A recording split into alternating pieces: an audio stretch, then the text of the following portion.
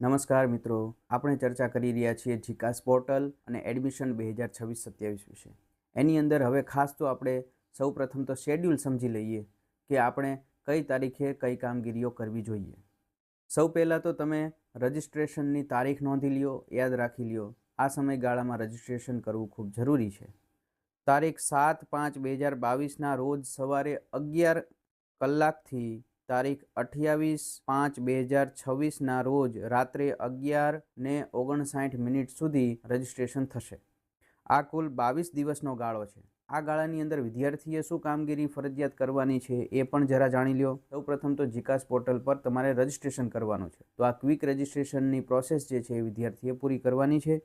Registration fee ભરવાની છે, profile પોતાની તૈયાર કરવાની છે, શૈક્ષણિક માહિતી ભરવાની છે અને યુનિવર્સિટી, કોલેજ, પ્રોગ્રામ, મુખ્ય વિષય વગેરેનો પ્રેફરન્સ પસંદ કરવાનો છે. એટલે કે અગ્રતા ક્રમ, કે વિદ્યાર્થી કઈ યુનિવર્સિટીમાં, કઈ કોલેજમાં, કયા વિષયમાં, કયા મુખ્ય અભ્યાસક્રમની અંદર જોડાવા માંગે છે એ એને પ્રેફરન્સ આપવાનો છે, અગ્રતા ક્રમ આપવાનો છે કે પ્રથમ મળે તો મને શેમાં મળે.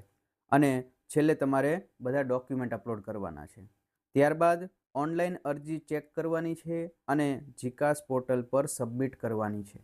વિદ્યાર્થી જ્યારે રજિસ્ટ્રેશન કરે છે ત્યારબાદ એણે જે ફીસ ભરવાની હોય છે એ આ મુજબ છે. જનરલ અને એસસીબીસી કેટેગરીના જે વિદ્યાર્થીઓ છે એ વિદ્યાર્થીઓ માટે 300 રૂપિયા ફી છે, જ્યારે એસસી, એસટી અને ઈડબ્લ્યુએસ છે એના માટે 150 રૂપિયા ફી છે. અને આ ફી જે છે એ નોન રિફંડેબલ છે. અને ખાસ તમે જ્યારે રજિસ્ટ્રેશન કરાવો છો ત્યારે પોતાની કેટેગરી બરાબર રીતે ચકાસીને ભરજો, કારણ કે એ ફરીથી એડિટ થઈ શકશે નહીં. આભાર.